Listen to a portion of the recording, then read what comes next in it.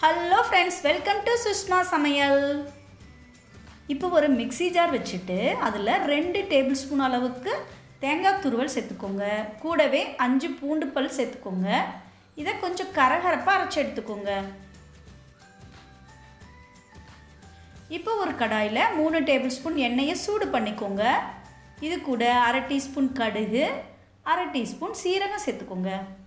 கூடவே 1/2 டீஸ்பூன் கடலைப்பருப்பு சேர்த்து நல்லா பொன்னிறமாக வறுத்துக்கோங்க.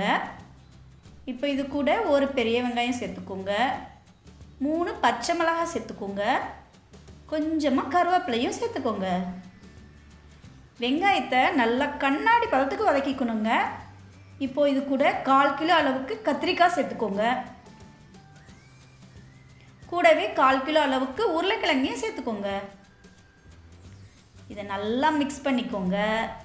இப்போது இதை மூடி போட்டு 5 நிமிஷம் வேக விடுங்க. இப்போ பாருங்கள், காய்கறிகள் எல்லாம் பாதி அளவுக்கு வெந்துருச்சு. இந்த டைமில் 1/4 டீஸ்பூன் மஞ்சள் தூள், 1/4 டீஸ்பூன் அளவுக்கு மிளகாய்த்தூள், அப்புறம் 1/4 teaspoon garam masala powder, 1/4 teaspoon sambar powder, அப்புறம் 1/4 டீஸ்பூன் அளவுக்கு மிளகுத்தூள் சேர்த்துக்கோங்க. தேவையான அளவுக்கு உப்பையும் சேர்த்துக்கோங்க. இப்போது அரைச்சி வச்சோம் இல்லையா, அந்த தேங்காயை சேர்த்துக்கோங்க.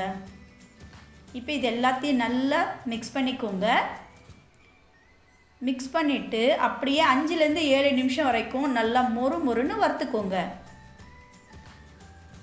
இந்த கத்திரிக்காய் உருளைக்கிழங்கு வறுவலை சாதத்தோடு சேர்த்து சாப்பிட்டீங்கன்னா சும்மா சூப்பராக இருக்குங்க.